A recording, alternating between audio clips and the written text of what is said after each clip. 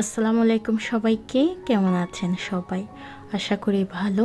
আলহামদুলিল্লাহ আমরাও বেশ ভালোই আছি। আজকে হচ্ছে শনিবার, এখন বাজে সকাল 11টার মতো। সকালে নাস্তা করে নিয়েছি, এখন ঘর গুছাচ্ছি। ঘর গুছাতে এসে দেখলাম শো ক্যাবিনেটের উপরের অংশটা অনেকখানি ময়লা হয়ে আছে। ভাবলাম এটা একটু ক্লিন করে নিই, সেই সাথে নতুন একটা লুক দিই। এই যে জারটা দেখতেছেন, জারের ডাংনাটা ভেঙে গিয়েছিল, তো আমি এটাকে একটু সুন্দর করে সাজিয়ে নেব। এর আগে এখানে কিছু স্টোন রেখেছি, তার উপর কয়েকটা আর্টিফিশিয়াল ফ্লাওয়ার রাখলাম। তো মাশাআল্লাহ দেখতে খুবই সুন্দর লাগতেছে, ছোটোখাটো একটা শোপিস হয়ে গেল। আর এই যে জারটা দেখতেছেন, এটার ডাকনাটাও ভেঙে গিয়েছিল, তো জারটা আমি ফেলে না দিয়ে এখানে গাছ লাগাবো। এই মানি প্ল্যান্টের ডালগুলো বেশ কিছুদিন হলো আমি পানিতে রেখেছি, মাশাআল্লাহ দেখলাম খুব সুন্দর শিকড়ও চলে এসেছে।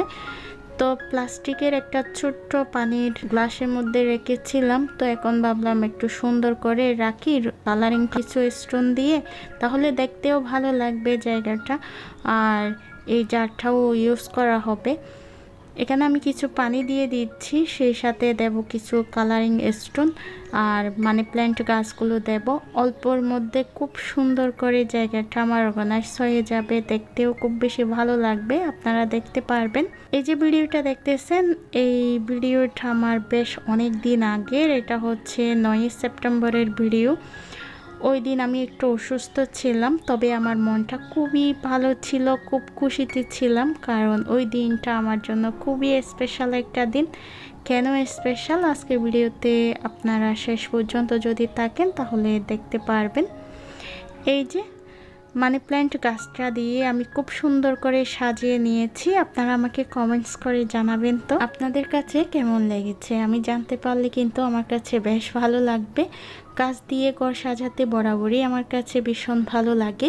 ওইদিকে শো ক্যাবিনেটটা গুছিয়ে এখন আসলাম ফ্রিজের কাছে।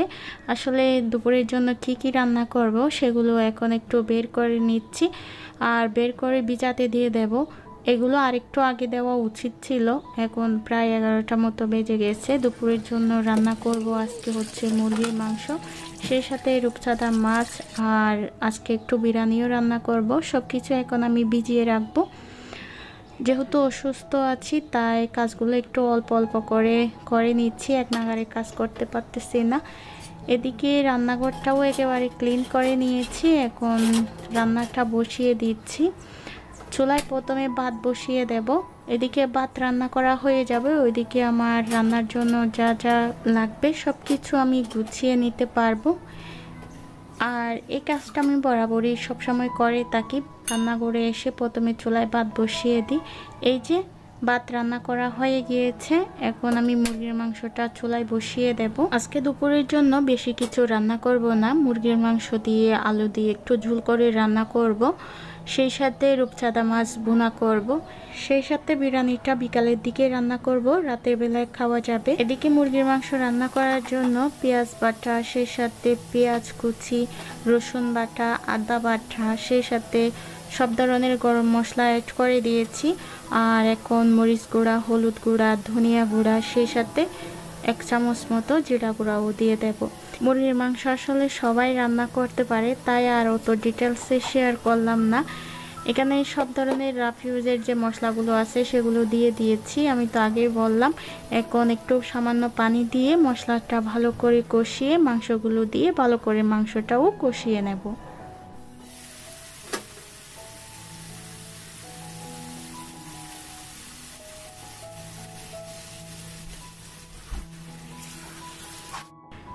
আমি জানি না এখনো পর্যন্ত কে কে আমার ভিডিওটা দেখতেছেন। আপনারা যারা আমার ভিডিওগুলো দেখেন, লাইক করেন, সেই সাথে সুন্দর সুন্দর কমেন্টস করেন, আপনাদের সবাইকে অসংখ্য ধন্যবাদ জানাচ্ছি। গত ভিডিওতে অনেকেই সুন্দর সুন্দর কমেন্টস করেছেন, আসলে নাম আমি ওইভাবে উল্লেখ করতেছি না।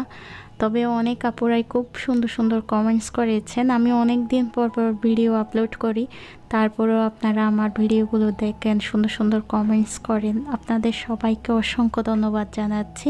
সেই সাথে আপনাদের সবাইকে আমার মোনাজাতে রাখবো, আপনাদের জন্য আমার মন থেকে দোয়া করব। কেন জানি না এখন আর ভিডিও রেকর্ড করে ভিডিও এডিট করে সেই সাথে ইউটিউবে আপলোড করতে তেমন ইচ্ছে করে না। তবে হ্যাঁ, আপনাদের যখন সুন্দর সুন্দর কমেন্টস পাই তখন আবারও ভিডিও রেকর্ড করি, আপনাদের মাঝে ভিডিওগুলো শেয়ার করি। এই তো এভাবেই চলতেছে। তো যদি ভিডিওটা ভালো লাগে আজকের ভিডিওটা, তাহলে প্লিজ একটা কমেন্টস করবেন। ওই যে আগেই বললাম, আপনাদের কমেন্টসের জন্যই কিন্তু আমার ভিডিওগুলো আপলোড করা। অনেক তো আমার মনের কথা বললাম, এখন ভিডিওতে ফিরে আসি।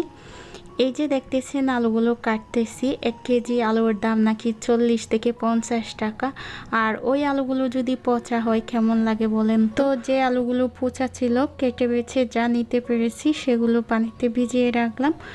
আর এদিকে হচ্ছে যা যা আমি ইউজ করেছি, কাটিং বোর্ড, সেই সাথে কাটার, নাইফ, এগুলোও একটু ক্লিন করে নিলাম। আর ওইদিকে চিকেনটাও কষানো প্রায় হয়ে গিয়েছে। এখন এখানে আলুটা অ্যাড করব।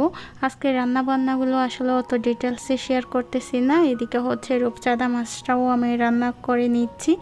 আর এখানে 2টা চিংড়ি মাছ অ্যাড করেছি, যেগুলো আমার তানহা মায়ের জন্য। তানহা যেহেতু রূপচাঁদা মাছ খাবে না, তাই এখানে বড় চিংড়ি 2টা অ্যাড করে দিলাম।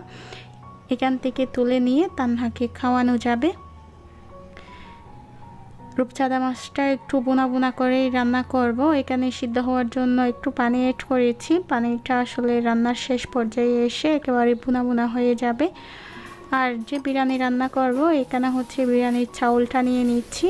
ভিডিওটা যে এক নাগারে আপনাদের মাঝে আমি প্রেজেন্ট করতেছি, আসলে ভিডিও রেকর্ড ওইভাবে করা হয় নাই। কিছুক্ষণ পর পর ভিডিওটা আমি রেকর্ড করে একসাথে অ্যাড করে দিয়েছি।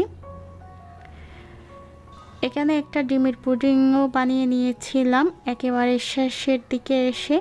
বিকালে আসরের নামাজের পর মূলত এই পুডিংটা আমি বানিয়ে ফ্রিজে রেখে দিয়েছিলাম। বিরিয়ানিটাও রান্না করা হয়ে গিয়েছে। ভিডিওর শুরুতে যে বলেছিলাম আজকের দিনটা অনেকটাই স্পেশাল আমাদের জন্য।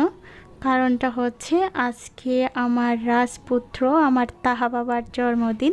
এদিকে আমি একটা পুডিং বানিয়ে নিয়েছি। তাহার বাবা তাহার জন্য আসলে কেক নিয়ে এসেছিল বাহির থেকে। সেই সাথে আমি তো বিরিয়ানি রান্না করেছি আর একটু পায়েসও রান্না করেছিলাম। এই যে আমার তাহা বাবা, আমার রাজপুত্র, মাশাল্লাহ ও অনেক বেশি খুশি হয়েছে। আসলে ছোটদেরকে অল্পতে সন্তুষ্ট করা যায়, ওরা অল্পতে অনেকখানি খুশি হয়। এদিকে দেখেন ভাই বোন বসে আছে আর এখানে হচ্ছে মামা চাচা ওরা ভিডিও করতেছে। তো আমি একটু ভিডিও করলাম, আপনাদের মাঝে শেয়ার করব।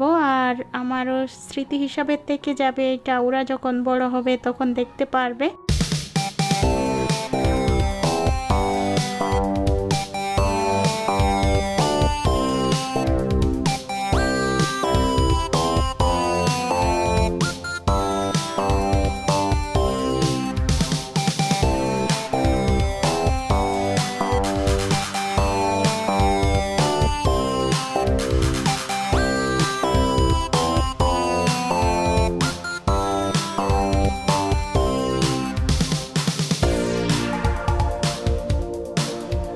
ভাই বোনের সম্পর্কগুলো এরকমই হয়, খুনসুটিতে ভরা। মাশাল্লাহ, ওদের জন্য আপনারা সবাই দোয়া করবেন যেন ওরা সুস্থ থাকে, মানুষের মতো মানুষ হয়। আর এটা হচ্ছে আমার ছোট ভাই, ও ছিল বাসায় তখন। সেই সাথে আমার কাজিন ছিল, আমার দেবর ছিল। ওরা অনেকখানি দুষ্টামি করতেছিল, ওদেরকেও আমি ভিডিওতে একটু রেখেছি। ওরা আসলে ক্যামেরার সামনে আসতে ওইভাবে শাই ফিল করে না, তারপরও আমি আমার ভিডিওতে ওদেরকে একটু রেখেছি। এদিকে হচ্ছে তানহা তাহার ছোট আব্বু, ওদের সাথে দুষ্টামি করতেছিল অনেকটাই। তো ওদের দুষ্টামি চলতে থাকুক, আমি আজকের মতো আপনাদের কাছ থেকে বিদায় নিয়ে নিচ্ছি। তাহলে দেখা হবে খুব শীঘ্রই নতুন আরেকটা ভিডিওতে। ভালো থাকবেন সবাই, ধন্যবাদ সবাইকে। আজকের মতো বিদায়, আল্লাহ হাফেজ, আসসালামু আলাইকুম।